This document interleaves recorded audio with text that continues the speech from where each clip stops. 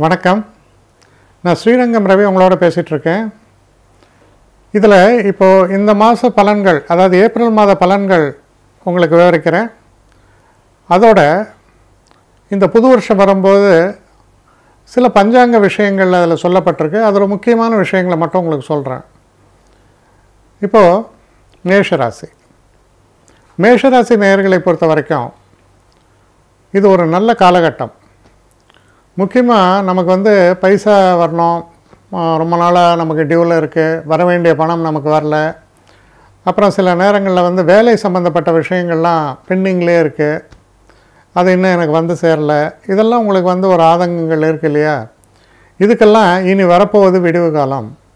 அதாவது இன்று போய் நாளை வான்னு சொல்லிட்டு இருக்கிறவங்க, சார் ஆக்டிவ் கன்சிடரேஷனில் வச்சிட்ருக்கேன் அப்படின்னு சொல்கிறவரெலாம் இப்போ என்ன சொல்லுவாங்க, த்ரூ பண்ணிட்டோம் அப்படின்னு உங்கள் கையில் அதாவது என்ன சொல்லுவாங்க, அந்த பழம் நமக்கு கிடைக்கணும், the fruits of the efforts, அது உங்களுக்கு கிடைக்கக்கூடிய ஒரு அற்புதமான மாதமாக இது அமைகிறது.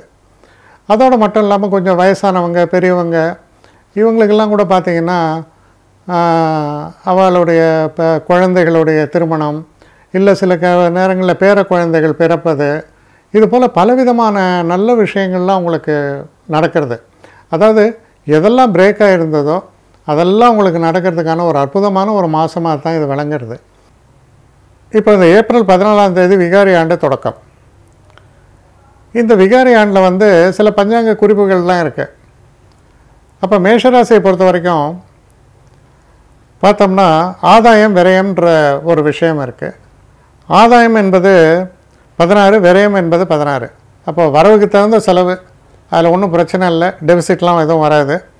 ஆரோக்கியம் அனாரோக்கியம் அப்படின்னு எடுத்து பார்க்கும் பொழுது ஆரோக்கியம் என்பதுக்கு 1 பாயிண்ட்டும் அனாரோக்கியங்கிறதுக்கு 6 பாயிண்ட்டும் இருக்கிறதால அந்த ஒரு விஷயத்தில் மட்டும் நீங்கள் கொஞ்சம் எச்சரிக்கையாக இருக்கணும். அதாவது ஹெல்த்தை சரியாக பார்த்துக்கணும், அது ரொம்ப முக்கியம்.